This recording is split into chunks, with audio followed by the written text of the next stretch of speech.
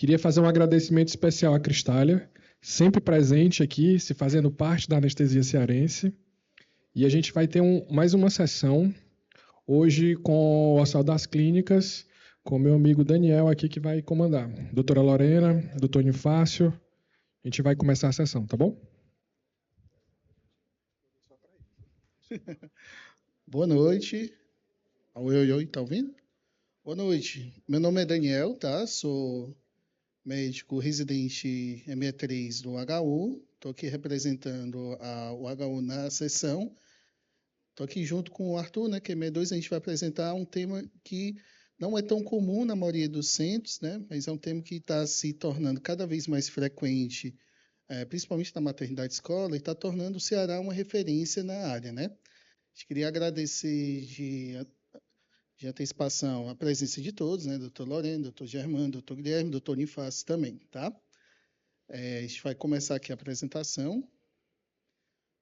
Um breve histórico aqui sobre a clínica da paciente, né? O paciente, obviamente, sexo feminino, de 28 anos, gestante na sua primeira gestação. Quando foi encaminhada para fazer o procedimento cirúrgico, ela tinha 25 semanas e 6 dias, e foi encaminhada para o serviço de medicina materno-fetal do HU, né? Ela, antes de chegar ao procedimento em si, tinha 6 consultas de pré-natal, não tinha sorologias alteradas, porém foi identificada ainda no pré-natal habitual essa alteração que foi o motivo do encaminhamento para o serviço especializado dela, né?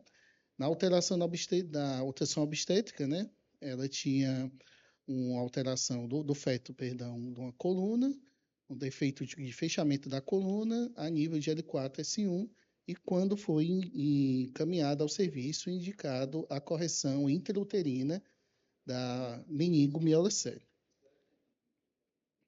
De comorbidades que a paciente apresentava, a gestante, ela tinha perda auditiva total, à direita, moderada à esquerda, e diabetes gestacional. Aparentemente não tinha nenhuma outra comorbidade que pudesse explicar as alterações, né, que vieram apresentar no feto. Quando chegou para o internamento, já estava em uso de betametasona para maturação fetal e fazendo uso de suplementação vitamínica. Não tinha alergias e também não tinha nenhum histórico de cirurgias pregressas. No exame físico não tinha nada assim de diferente, tinha os padrões peso habitual, só talvez um sobrepeso, era uma paciente orientada, cooperativa, não tinha alterações, e na parte abdominal tinha uma autouterina que era relativamente compatível com o status gestacional dela. É importante, antes de fazer o procedimento, né, anestésico, especialmente gestantes, tem uma avaliação da via aérea, né? Haja vista que a paciente gestante ela tem preditores que podem levar a via aérea difícil, mas no caso da paciente não apresentava nenhuma alteração que pudesse denotar algum risco de dificuldade de obtenção da via aérea definitiva. No laboratório, né, a gente nota apenas uma anemia discreta, anemia que pode ser atribuída à fisiologia própria da gestação, né, sorologias normais e alteração obstétrica, né, no ultrassom obstétrico, que era compatível com a mielomeningocele já prescrita, né, e quando foi diagnosticado, provavelmente no ultrassom morfológico do segundo trimestre, tinha a idade gestacional estimada em 22 semanas e 5 dias, com o peso, né, dentro do percentil adequado. Foi discutido o caso amplamente com o serviço de medicina fetal, né? Isso optou-se, né, por realizar um procedimento de cirurgia fetal aberta para correção do defeito, né, intraútero, né? Correção do defeito do tubo neural, né? Ainda no período, né, gestacional. Haja visto que existe também a possibilidade de ocorrer essa cirurgia no período pós-natal. Então, pessoal, só para a gente compreender melhor como é que funciona a cirurgia fetal, né? Inicialmente, a equipe de medicina fetal vai fazer uma laparotomia, uma incisão de laparotomia, Posteriormente, vai expor o útero para a realização da incisão da esterotomia. A equipe de medicina fetal vai, então, mapear o útero por meio de ultrassom para localizar a placenta e fazer a incisão da esterotomia longe da placenta. É, então, exposto o feto e a equipe da neurocirurgia entra para fazer a correção da mielomeningocele, por via intraútero. Então, o nosso problema operatório é uma gestante sem comorbidades, com a via aérea potencialmente difícil devido à gestação, mas não havia preditores, como o Daniel falou, e nós temos um feto que necessita de imobilidade e de um relaxamento uterino profundo. Aí a gente tem um paradoxo, né, de como a gente vai conduzir a nossa anestesia. A gente vai querer combinar a estabilidade hemodinâmica materna e também garantir imobilidade e anestesia profunda para o feto. E no meio dessa balança, nós temos a perfusão útero-placentária que deve ser mantida a todo custo. Então, baseado nisso, a gente queria que vocês respondessem aqui uma enquete rápida para a gente saber como é que vocês conduziriam esse caso. Se optariam por uma técnica regional, anestesia local, sedação. Aí pode passar para aquele outro slide, Carlos, depois que o pessoal escanear aí.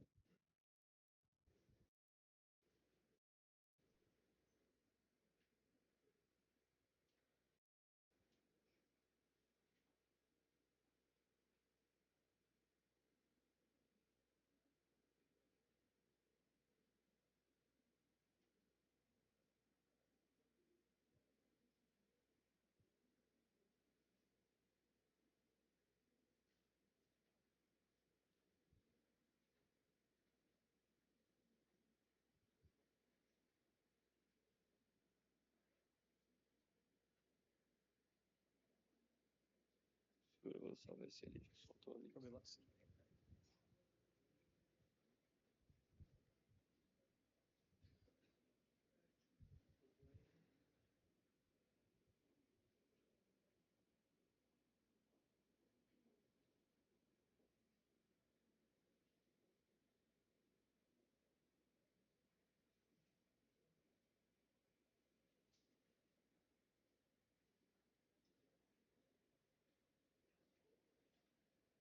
Internet.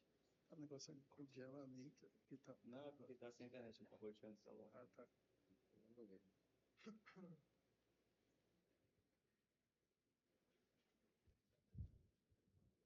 A famosa roleta amarela, né? Inalatório, o servo no talo, é uma boa.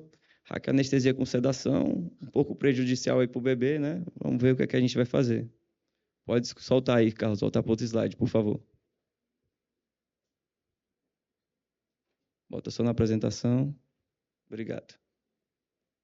Então, né, nós admitimos essa paciente no dia 10 para fazer uma correção intrauterina de mielomeningocele, por cirurgia aberta. Às 13h40, a paciente foi admitida em sala, checado o material, monitorização básica materna e realizada uma venóclise com um gel calibroso. Realizadas as profilaxias pré-operatórias e foi optado pela punção antes da indução da artéria radial esquerda para a instalação da PAI. Importante frisar a importância da monitorização fetal durante esse procedimento, que foi realizada pela equipe de medicina fetal por meio de ultrassonografia intermitente.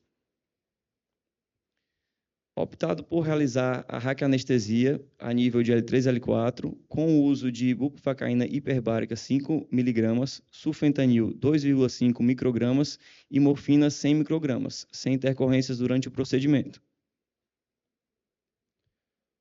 Na indução anestésica, foi optado pelo posicionamento da paciente com um coxim sobre o quadril direito, de maneira a minimizar a compressão aortocava, desintrogenado com oxigênio a 100% por 5 minutos e realizada a indução anestésica com fentanil, 300 microgramas, propofol, 120 miligramas e rocurônio, 80 miligramas. Intubada a paciente, sob laringoscopia direta mesmo, com um tubo orotraqueal número 7,5, sem intercorrências. E após a indução anestésica, foi optado pela punção de um acesso venoso central e realizada a sondagem vesical de demora. No intraoperatório, nós elevamos o servo à concentração de 8%, ou 4 CAM, e devido a essas altas concentrações de halogenados, nós iniciamos o suporte vasoativo precocemente, utilizando a noradrenalina na diluição padrão, de 64 microgramas por ml, numa dose de 0,3 micrograma quilo minuto, e a adrenalina, 0,02 microgramas quilo minuto. É importante também iniciarmos, além dos halogenados para autocólise, alguns adjuvantes. Nesse caso, vai ser o sulfato de magnésio, que ele vai servir tanto para autocólise farmacológica como para neuroproteção fetal, no caso de um possível parto prematuro. A gente iniciou uma dose de ataque de 4 gramas em 30 minutos, em bomba de fusão, e a manutenção foi 1 grama até completar 12 horas de fusão. Isso ele continua a fazer na UTI. De manutenção anestésica,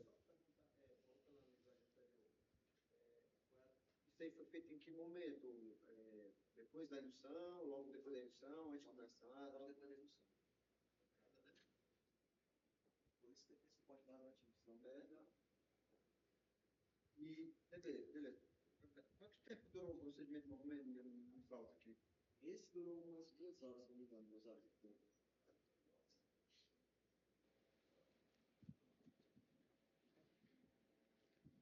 Certo. Seguindo aqui, é importante monitorizar o EEG da paciente para garantir que o feto está apropriadamente anestesiado. A gente optou por manter o CONOX em 0, nesse caso. No intraoperatório também, nos momentos de reposicionamento do útero na cavidade e sua esterilização, é optado por realizar repix de rocurônio na dose de 0,3 miligramas por quilo a 1 DE95. Para facilitar o acesso pela equipe de medicina fetal. Às 16h36, próximo ao fim da cirurgia, avisados pela equipe cirúrgica, foi reduzido o servo para 2,5%. Às 16h43, a cirurgia foi finalizada e realizada a descuralização com o Sugamadex 400mg, guiado pelo TOF. Importância de ser guiado pela monitorização da junção neuromuscular, que o sulfato de magnésio ele pode prolongar o bloqueador neuromuscular. Nós vamos comentar mais adiante. E a paciente foi estubada, sem intercorrências, encaminhada à UTI para a vigilância materno-fetal. E aqui o resultado das nossas intervenções, né? A gestação foi marcada para ser concluída a termo, com 37 semanas, e aqui o defeito corrigido. Vamos iniciar a nossa discussão.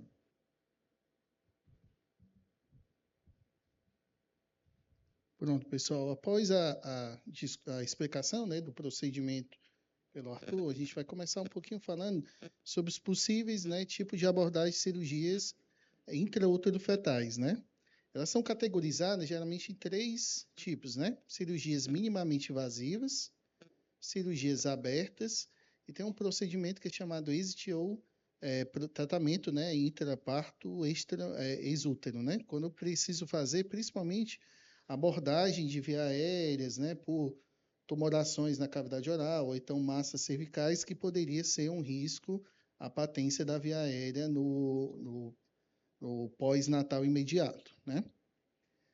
Aqui é uma tabela só exemplificando a quantidade de procedimentos que podem ser realizados, né, através de cirurgia fetal, e destaca-se, né, que há uma crescente indicação de procedimentos, né, de cirurgia minimamente invasiva. Então, assim, tem vários procedimentos que podem ser feitos, né, como ablações de ligações anômalas, né, por exemplo, na síndrome de transfusão feto-fetal, pode ser utilizado também no tratamento da síndrome da banda amniótica, e até mesmo, em alguns casos, pode ser utilizado, né, para ser feito o reparo de meningocele por via minimamente invasiva.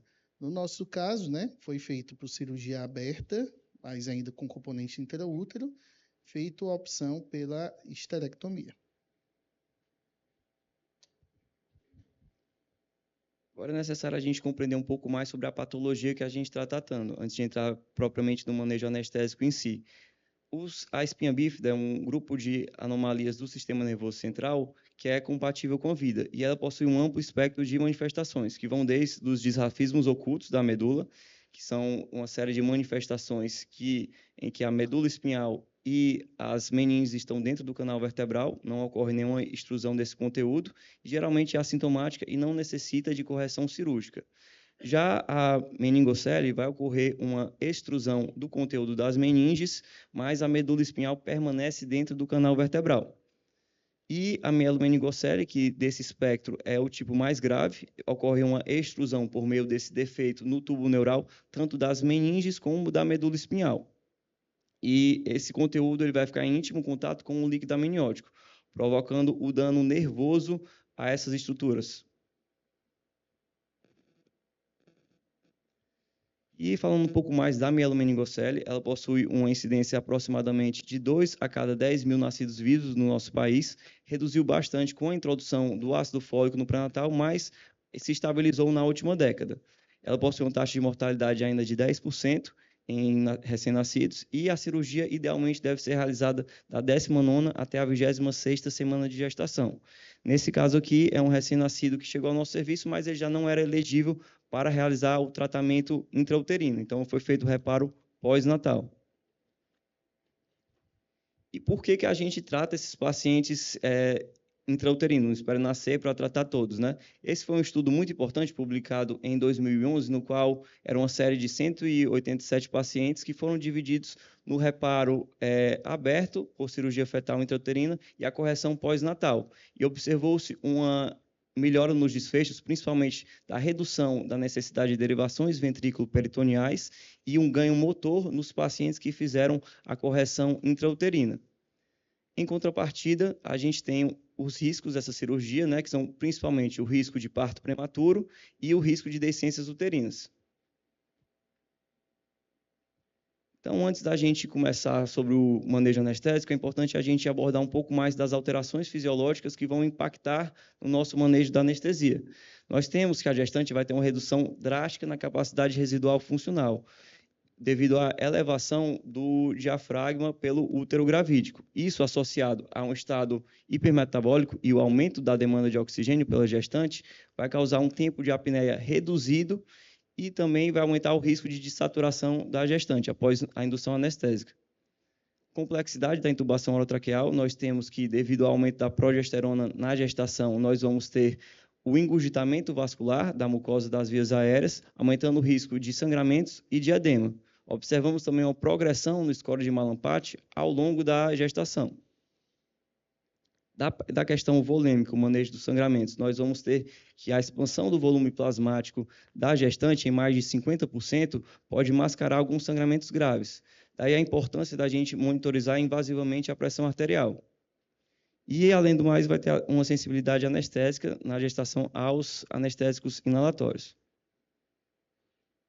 Então, como é que a gente vai abordar a via aérea aqui na gestante, devido a essas peculiaridades?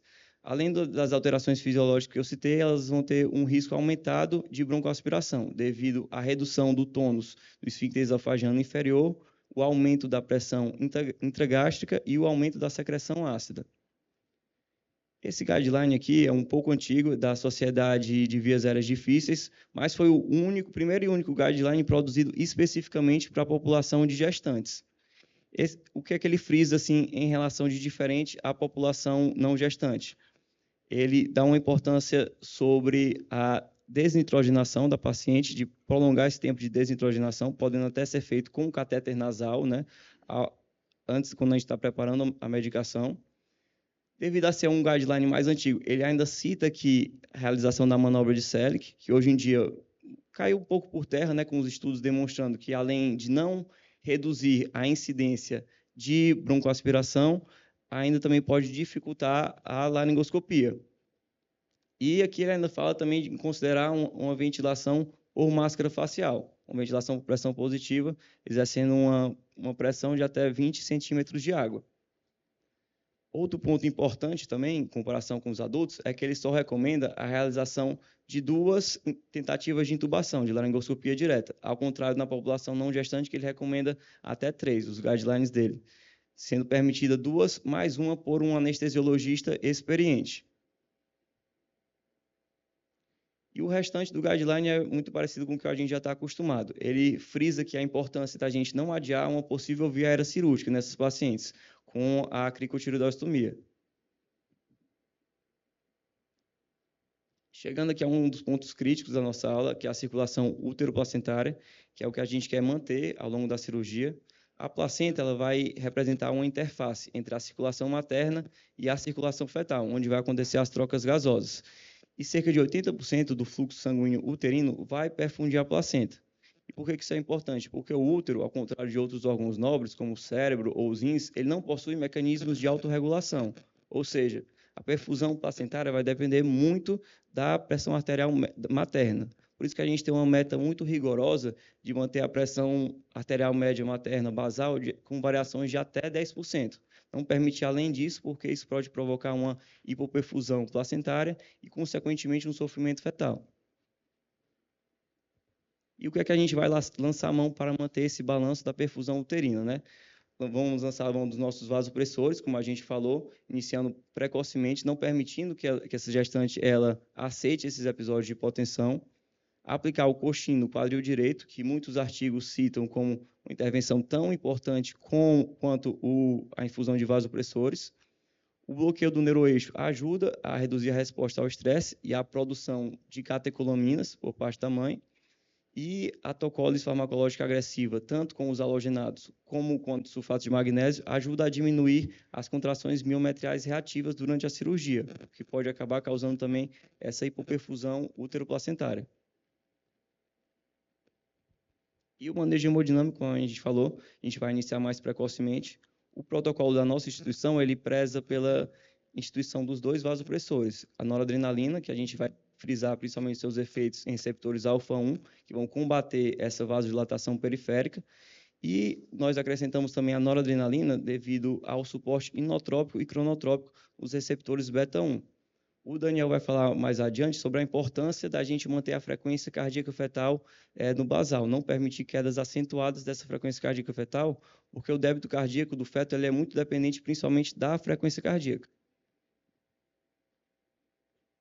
E a importância do bloqueio do neuroeixo, que além dele reduzir a liberação das catecolaminas maternas, vai fornecer a analgesia pós-operatória, que é muito importante nesse caso aqui, além do mais, porque ela previne a ocorrência de partos prematuros.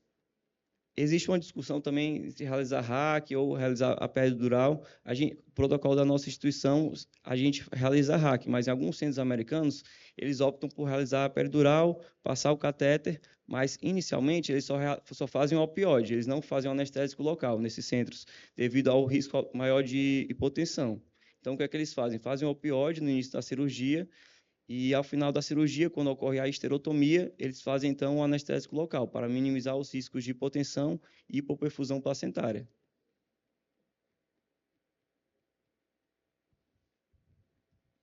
Pronto, pessoal. Então, prosseguindo aqui, após a excelente explicação do Arthur, né?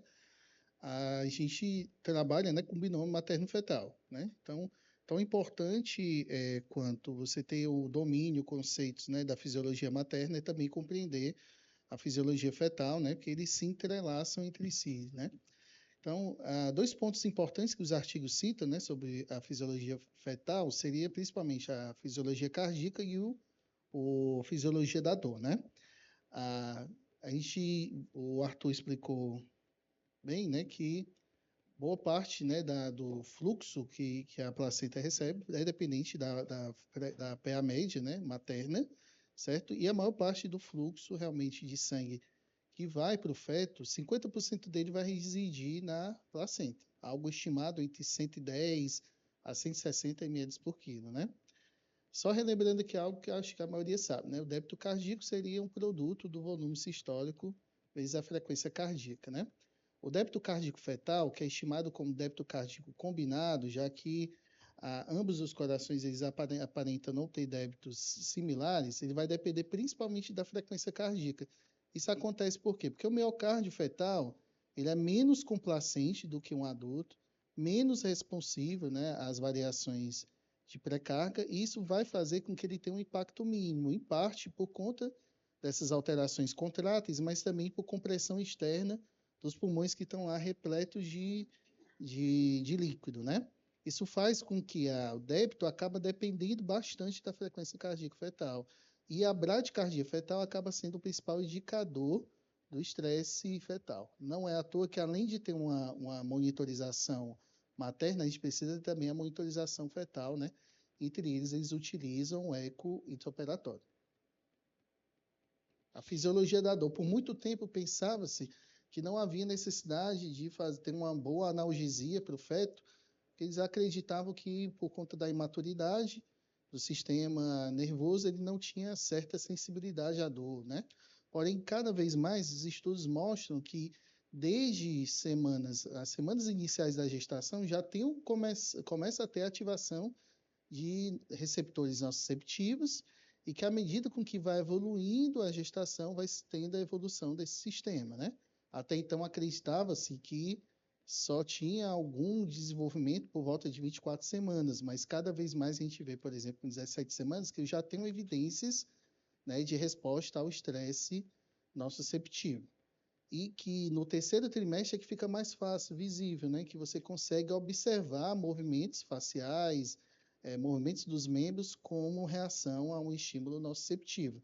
Então, apesar de a gente visualizar no terceiro trimestre, já existe a possibilidade de, bem antes, né, no desenvolvimento fetal, ele já ser sensível a estímulos nociceptivos, e isso pode gerar, né, cascata inflamatória, reações que podem levar a um desfecho negativo. Então, os estudos, né, eles demonstram, né, que a redução dos níveis hormonais, né, como cortisol e adrenalina, após, por exemplo, o uso de fentanil, se mostrou positivo, né, nesses procedimentos fetais invasivos. Muito embora eles acreditam que não haja necessidade de grandes dosagens, porque parece que o cérebro ele tem essa capacidade de inibir através de substâncias, né, como adenosina, progesterona ou metabólitos da progesterona, né, cada vez mais percebe-se que o feto ainda em desenvolvimento, ele não está totalmente sonolento, ele tem momentos em que ele está reativo, principalmente aos estímulos ambientais. E é importante a gente saber, né, já que o feto ele tem essa sensibilidade, já que o feto ele tem essa reatividade, né, a gente precisa saber quais drogas eles têm a capacidade de atravessar a barreira placentária e quais podem ter interferência no feto e quais que a gente vai precisar em algum momento fazer o intraútero, né? Aqui é uma tabela do nosso artigo em que ele mostra, de um modo geral, diversos fármacos, né, em que eles têm ou não a capacidade de transporte, né, através da membrana da placenta, né, da barreira placentária.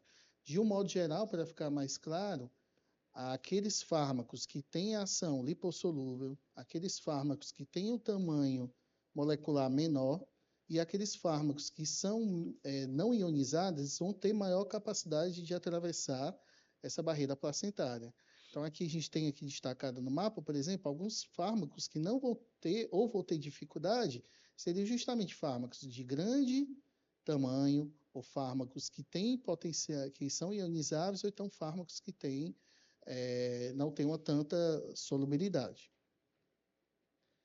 E, sabendo disso, a gente tem alguns conceitos, né, a ser feitos no manejo anestésico, na cirurgia fetal intraútero aberta, né?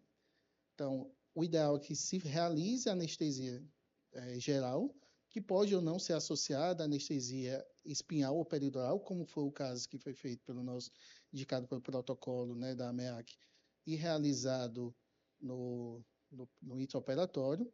O controle adequado da dor, a gente já discutiu que é importantíssimo, porque o analgesia insuficiente está relacionado com o aumento de catecolamina, isso leva à irritabilidade uterina, que pode aumentar o risco, né, de contração uterina, que pode evoluir para um trabalho de parto prematuro, que é algo que a gente não quer que ocorra.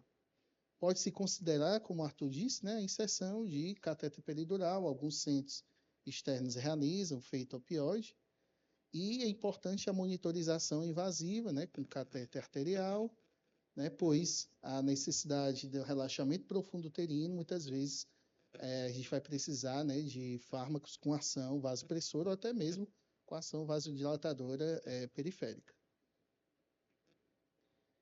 Dentre os fármacos, né, só destacando alguns exemplos, a gente pode utilizar fármacos intravenosos como Propofol, que pelas suas características têm a capacidade de atravessar a barreira placentária, então acaba atingindo a circulação fetal e promove hipnose no feto também. Os anestésicos inalatórios, por ser moléculas pequenas e altamente lipossolúveis, eles têm também essa capacidade e mesmo em baixas concentrações consegue atingir rapidamente a circulação fetal. Porém, né, eles em altas concentrações podem levar a depressão cardiovascular fetal e potencial risco de neurotoxicidade, né? Os bloqueadores neuromusculares, de um modo geral, já são moléculas maiores, né? Que vão ter essa dificuldade, então os efeitos deles vão ser principalmente maternos. Então, às vezes, se você quiser precisar de uma imobilidade total do feto, talvez seja necessário fazer diretamente no feto algum bloqueador, se for necessário. Dos opioides, né, que se destacam seria a morfina, o fentanil e o remifentanil, todos têm uma boa transferência placentária por apresentar aquelas características que nós discutimos adiante. Se destaca aqui o remifentanil, pode ser utilizado nessa dosagem de 0,1 a 0,2 micrograma quilo minuto, que parece ter um efeito, né, importante fetal, mas que tem, né, pode levar também a complicações maternas, então tem que ficar bem monitorizado, como sedação, analgesia e também a imobilidade fetal, quando for necessário, né? Esses foram fármacos que foram administrados diretamente na mãe, mas a gente pode também administrar fármacos diretamente ao feto, né? Isso acontece em situações quando eu utilizo o uso da anestesia local ou regional na mãe, tal que não vai chegar o efeito suficiente no feto, quando há necessidade de manipulação direta do feto, ou se eu necessito dessa imobilização fetal. A gente vê, por exemplo, que os bloqueadores neuromusculares não conseguem atravessar a barreira, né? Se houver necessidade, talvez seja uma possibilidade. Mas os que mais se destacam, né, os que são mais descritos, é o fentanil, que pode ser aplicado por via intramuscular ou diretamente na veia umbilical, e a atropina, né, cujo objetivo é principalmente evitar a bradicardia fetal, que a gente já viu agora há pouco, que a bradicardia fetal está relacionada à diminuição do débito cardíaco. A principal preocupação que a gente deve ter no intraoperatório com o feto é principalmente isso aqui, a redução da perfusão útero-placentária. Como o Arthur disse, não tem essa autorregulação, então acaba sendo muito dependente da pressão arterial média materna, então a gente deve trabalhar para evitar a hipotensão. Alguns anestésicos podem causar bradicardia fetal, porém, outras situações da própria cirurgia pode levar a isso, como perda sanguínea, manipulação cirúrgica, né? Isso é importante porque outras complicações que os anestésicos podem levar à acidose fetal, que pode levar à depressão miocárdica e sofrimento fetal, e a gente precisa dessa estabilidade. Em situações em que a bradicardia ela é persistente ou refratária, talvez seja necessária a interrupção imediata da gestação, né? Dependendo da viabilidade fetal e da estrutura disponível na instituição, né? Não podemos deixar também de citar os tocolíticos, que são importantíssimos para poder você ter um acesso adequado, né, na esterotomia, haja vista que o estímulo cirúrgico pode levar a uma hiperatividade uterina e poderia desencadear, né, com o trabalho de parto prematuro ou até mesmo o óbito intraútero.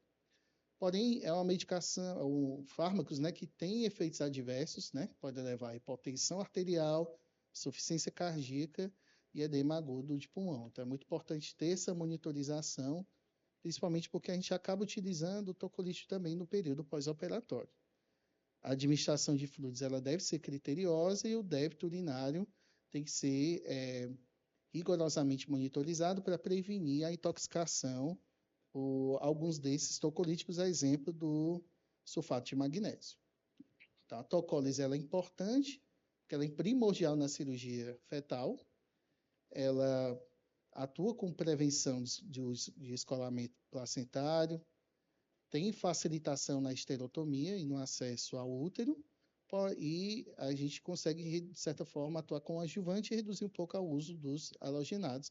Também tem um efeito na redução da irritabilidade uterina. Alguns exemplos de tocolíticos que são utilizados, nós temos o sulfato de magnésio, que o Arthur já citou, né? O protocolo mostra realmente doses bem altas mesmo, né? De 4 a 6 gramas, né? Pode ser feito em 20 a 30 minutos. Aqui essa referência traz 20 minutos, mas já acaba utilizando um período mais prolongado. Isso? Quer falar? Vocês veem que aí ele recomenda a dose de anestésicos voláteis até 3 can, né? Só que no nosso caso a gente utilizou 4. Por que isso? Porque muitos desses estudos americanos, eles replicam as medicações, por exemplo, o que é a dor neuromuscular, diretamente no feto. E como a gente aumenta essa can, a gente consegue impedir que essa necessidade, né, pelos riscos também dessa manipulação fetal, e a gente promove uma autocólise eficaz por meio dos halogenados. E outro tocolítico também muito utilizado, não só nesses procedimentos, mas em outros procedimentos em que você precisa de uma certa relaxamento uterino, seria a própria nitroglicerina, né? Pode ser utilizada em bolos de 50 a 100 microgramas ou até em infusão contínua, né?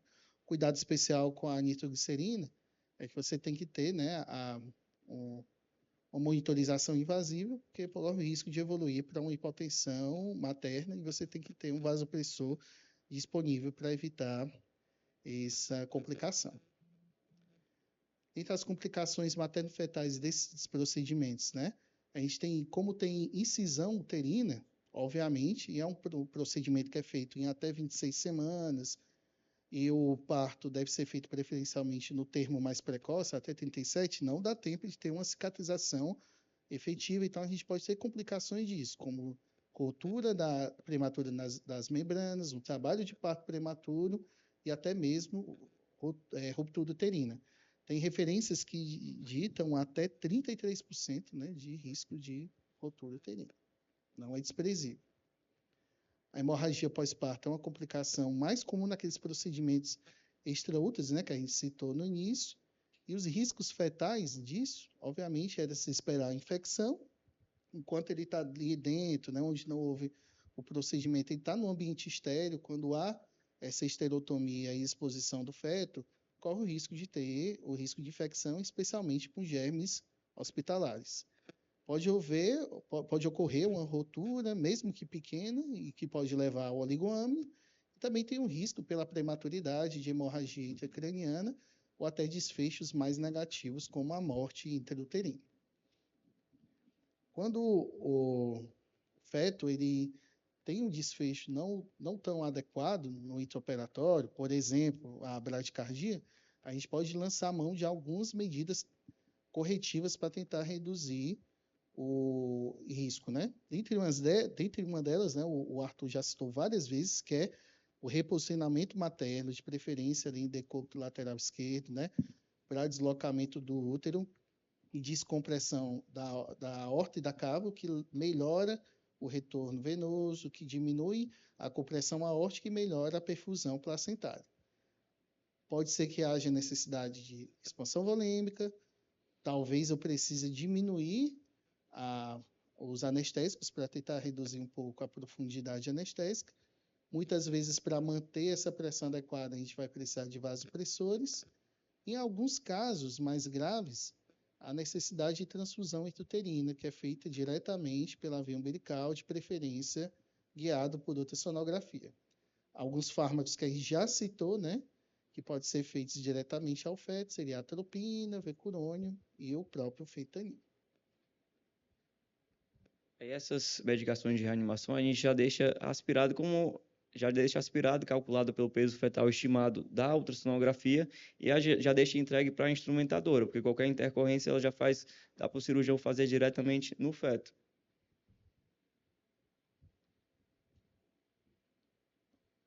Se houver falha nas medidas iniciais e o feto mantiver, por exemplo, frequência entre 60 e 100, talvez há necessidade de fazer a atropina intramuscular no feto. Em alguns casos em que isso se torna a falha, não tem uma resposta adequada à atropina, ou então a frequência está ainda mais baixa, há necessidade de fazer adrenalina, né, em dosagens varia de 10 a 30 microgramas por quilo, seguida das compressões torácicas, né, entre 100 a 150. Se houver o retorno à frequência adequada, né, que é acima de 100, pode-se continuar o procedimento, mas se houver instabilidade persistente, seria interessante o parto emergencial e manobras de reanimação neonatal. Então, que é muito importante ter todo o aparato, né, ter uma equipe preparada, neonatologista à disposição, como o Arthur disse, ter todas as drogas, já pensar nos possíveis cenários, né, de desfechos negativos, já ter à mão esses fármacos, né, já aspirado, preparado para uma eventual complicação, porque a gente tem um tempo de ação muito curto, né? No pós-operatório, o manejo é principalmente tríplice, né? É manter a tocólise. A ideia de manter a tocólise é justamente evitar maiores complicações, como trabalho de parto prematuro, e alguns serviços recomendam que se mantenha até 24 horas, né? Isso. Outros podem precisar de 48 a 72 horas, a depender da monitorização uterina. O manejo da dor, a gente já viu que é indispensável, né? Em alguns serviços, você pode fazer, inclusive, deixar um catéter peridural para manejo da dor, e já viu que o manejo, uma analgesia ineficaz está relacionada com o aumento das catecolaminas, e isso pode levar às complicações já relatadas, e precisamos de um monitoramento materno-fetal, justamente para evitar, né, e ficar atento a eventuais complicações. Se a gente vê, por exemplo, que o feto está em sofrimento fetal, talvez seja necessário abreviar esse tempo de gestação. Então, pessoal, se a gente falamos muitas coisas aqui, abordamos de um assunto mais profundo que não é do dia a dia de todo mundo, mas se a gente puder deixar essas mensagens para casa, eu já vou ficar satisfeito. Lembrar sempre da estabilidade hemodinâmica e é o que vai garantir a perfusão útero-placentária do nosso procedimento, a meta de manter a pressão arterial materna em até 10% do basal. A tocólise é fundamental para esses procedimentos intrauterinos, para permitir o acesso cirúrgico ao bebê e eles operarem sem a ocorrência de contrações uterinas, além de prevenir possíveis complicações, como o descolamento prematuro da placenta. Lembrar que o feto também é o nosso paciente, nós estamos manejando aqui 2 pacientes, por isso que monitorização da frequência cardíaca fetal de forma intermitente, atentar principalmente para a bradicardia fetal, que é o principal indicador de sofrimento fetal agudo, e analgesia, nesse caso, é fundamental no pós-operatório e no intraoperatório, que é uma das principais causas da prematuridade após a cirurgia. Essas foram as nossas referências e muito obrigado pela atenção.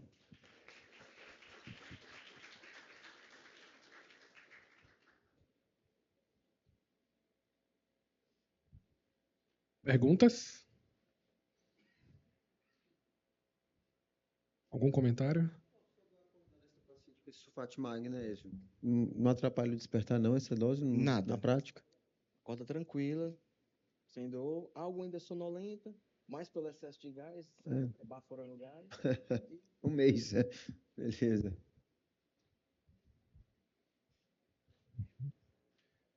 Dúvida? O paciente, vocês repicam o bloqueio no paciente, né? A seringa, como é que vocês dão para o cirurgião? Vocês aspiram, contaminam e dá para ele? Às vezes que eu tive a oportunidade de presenciar esse procedimento, das vezes que eu já consegui acompanhar em 2 oportunidades. A gente dá a medicação e ou o cirurgião auxiliar, ou então o técnico está ali, eles aspiram.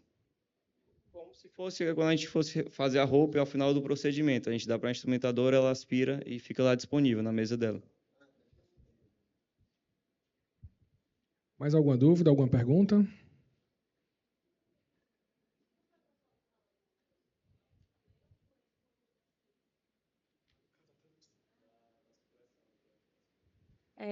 Eu fiquei em dúvida só no número do Conox que vocês escolheram deixar zerado, né? Aí eu me perguntei se tinha isso no protocolo, se foi escolha de vocês, por que vocês escolheram isso? Não tem escolha. Com uma CAN dessa vai ficar zerado, querendo ou não. Entendi. Mas não é um objetivo, né? É e não é. Assim, você sabe quando chegou a zero, tem gás suficiente para chegar no bebê. Uhum. Aí ele vai estar anestesiado, vai estar hipnotizado. Outra dúvida, analgesia no pós, como é que vocês fazem? Porque tem aqui, né, risco de parto com analgesia, como é que vocês fazem? Assim, pela experiência aqui do nosso chefe, a analgesia com a raquianestesia associada ao manejo, analgesia multimodal no pós-operatório consegue ser suficiente para essa cirurgia, né? Nos centros americanos, eles como fazem a peridural, eles deixam o catéter e aí acaba ficando mais fácil para fazer essa analgesia. Mas o doutor até pode comentar que tem mais experiência nesse assunto, mas a RAC costuma ser suficiente associada à multimodal, né? Costuma. É muito difícil eles entrarem em contato para dizer, o paciente está com dor, o que a gente pode fazer? Até assim, é por isso que também se usa o sulfenta, para você potencializar um pouco mais a analgesia, entendeu? Nos centros americanos, como você disse, eles fazem primeiro o opioide, não fazem anestésico local para evitar que suba muito o nível de bloqueio, você causa instabilidade hemodinâmica, aí no final da cirurgia, eles fazem anestésico local e ficam repicando caso necessário. Mas no que eu li, assim, eles não citam muitos repiques.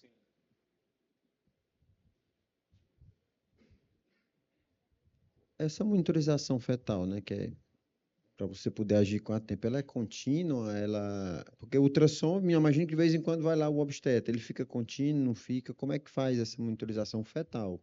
É intermitente. De instantes em instantes, eles pegam o probo do ultrassom e avaliam também a temperatura do útero. Não tem como fazer uma coisa contínua, né? Até o presente momento, não. Tem uma pessoa que deixa uma pessoa responsável para ficar controlando o tempo, alguém em campo monitoriza com ultrassom e essa pessoa que controla o tempo fica com a pistolinha monitorizando a temperatura.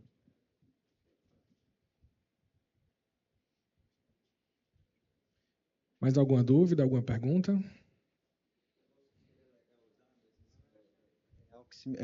A oximetria, né? Transcutânea, né? Faltou o nome. Seria legal, porque você tem um espaço ali para botar, você botaria no feto e depois tirava, né? Não sei. Pensando aqui, viajando. Só tem que ver se é estéreo, né? Que o feto vai voltar. O NIRS? Acho que não. Já temos uma dica aí para pedir um NIRS estéreo. Mas, sim, eu não sei se seria fácil acesso, porque muitas vezes a incisão é restrita ao território da lesão, né? E geralmente não tem exposição do feto como um todo. Exato, eles alinham, com ultrassom eles ficam procurando onde eles vão fazer a estereotomia, para ficar o mais próximo da lesão. Aí eles alinham, fazem uma estereotomia pequena, alinham, deixam exposta a lesão e trabalham naquela lesão. Tentam manipular o mínimo possível para incomodar, entre aspas, o mínimo possível o feto e evitar algum transtorno que possa precipitar um parto prematuro. Pensa no negócio que eles têm medo. Intercorrência. Já teve alguma? Mas... Já. Ia nascer. Foi daí que nasceu a ideia da adrenalina. O neurocirurgião ficou, o útero está contraindo, vai nascer. Eu disse, não pode. Já estava tudo no máximo. Está aqui contraindo, faça alguma coisa. Aí eu fiquei quebrando a cabeça, eu disse, por que tem que adrenalina? Tocolística. Diluí 1 para 200 mil, rápido, joguei. Aí o tempo que diminuiu. Não, fiz tamanho, fiz no soro. No soro, aí eu vou diluir a adrenalina. Diluí, botei, instalei, joguei.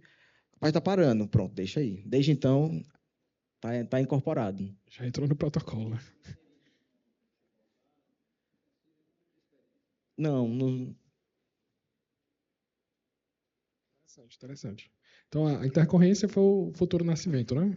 Isso, abortou-se o nascimento. Sangramento, alguma coisa assim? Não, é muito pouco. Como diz, a incisão que eles fazem é acessar o mínimo possível, alinhar para tentar incisar a menor quantidade de tecido possível, expor o menor possível, para só focar naquilo ali, fechar o útero, colocar para dentro e ir embora.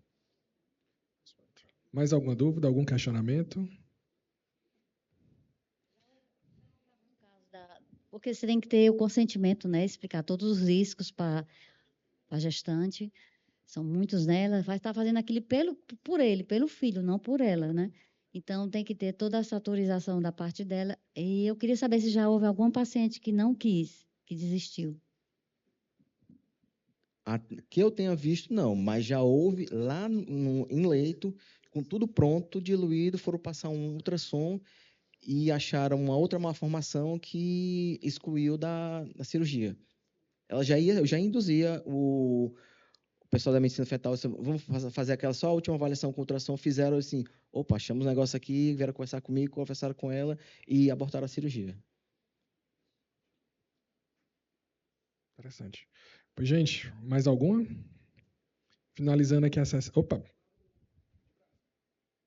No protocolo tem o uso do anestésico inalatório e também tem o sulfato de magnésio, né? Geralmente vocês fazem uma CAM mais alta e também usam o sulfato de magnésio ou deixam para usar o sulfato de magnésio quando não consegue um relaxamento uterino tão bom?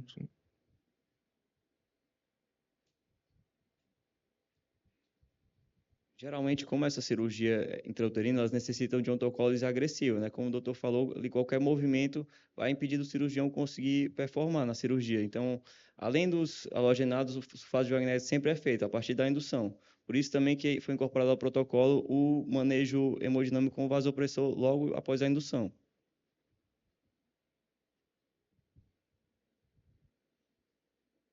Mais alguém? Gente, queria agradecer a presença, doutor Unifácio, doutora Lorena, doutor Germano. Queria que o pessoal ficasse aqui para a gente poder bater a foto direitinho no final, tá bom? Doutora Lorena, só um minutinho, desculpa. Não, eu queria parabenizar aos meus meninos. Muito lindo, viu, gente? A gente foi uma luta para conseguir.